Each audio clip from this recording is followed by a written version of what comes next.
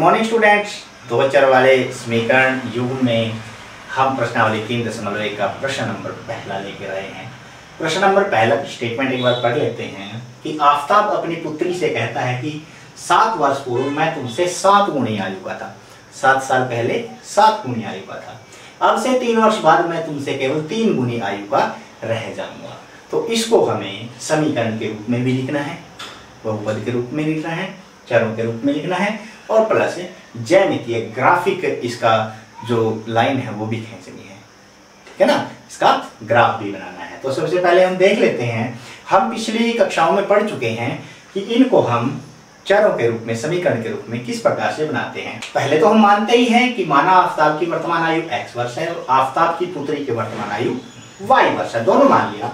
पहली स्टेटमेंट में देखता हूं कि 7 वर्ष पूर्व, ठीक है ना, क्या देखूंगा कि 7 वर्ष पूर्व। अब 7 वर्ष पूर्व की कंडीशन, 7 वर्ष पूर्व आफताब की आयु 7 वर्ष पूर्व क्या हो जाएगी, x नेगेटिव 7 वर्ष, ठीक है। और पुत्री की आयु क्या हो जाएगी,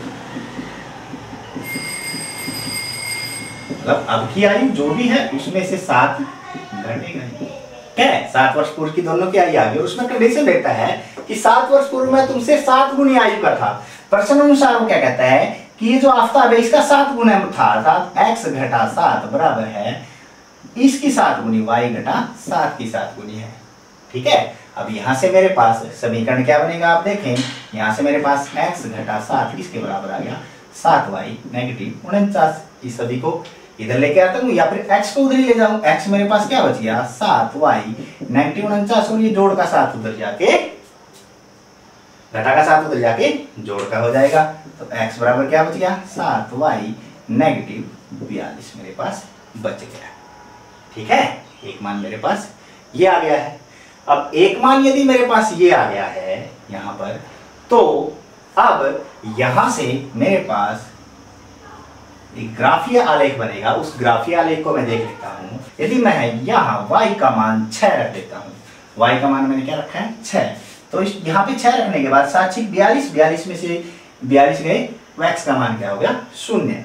और यदि मैं यहाँ पे 5 रख देता हूँ, क्या रख देता हूँ 5, मान इसका मैंने क्या रख दिया y का 5, तो 7 5 35, जोड़ के 35 में से नेगेटिव 42 जाएगा तो नेगेटिव 7 मेरे पास इसका आंसर आ गया।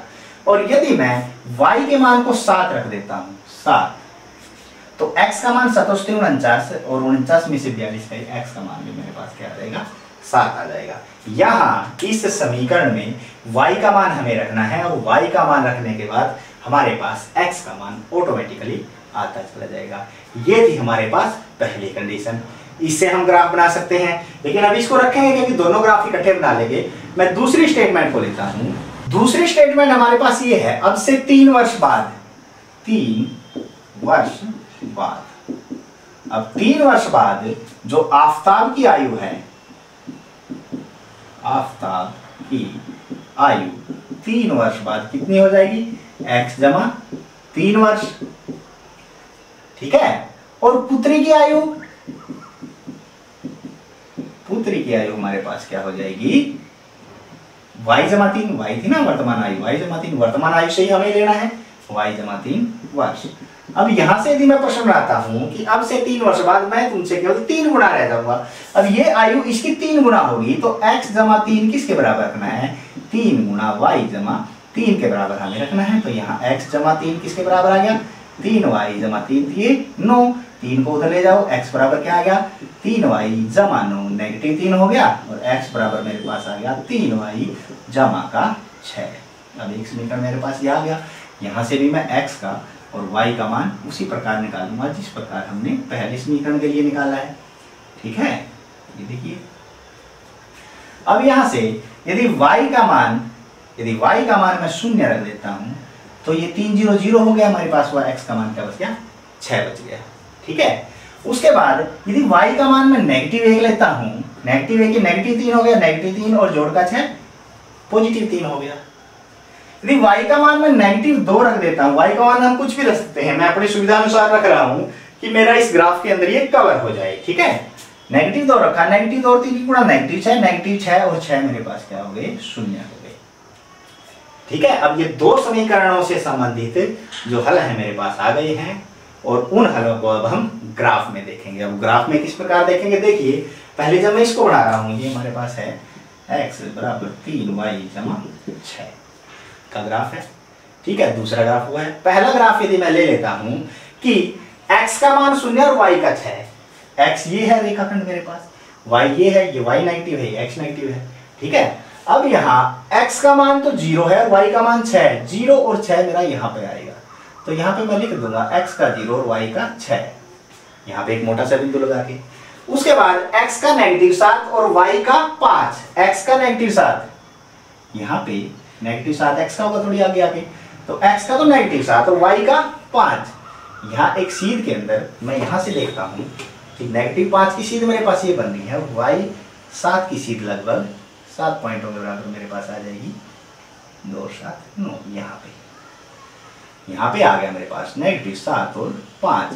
आप तो ग्राफ पेपर पे इसको बनाएंगे, ग्राफ पेपर पे ये बिंदु आपको बिल्कुल स्पष्ट दिखाई देंगे, ग्राफ पेपर पे ये बिंदु आपको स्पष्ट दिखाई देंगे, आप आसानी से इनको लगा सकते हैं। और तीसरा है x भी 7 और y भी 7, x 7 यहाँ पे और y 7 यहाँ पे।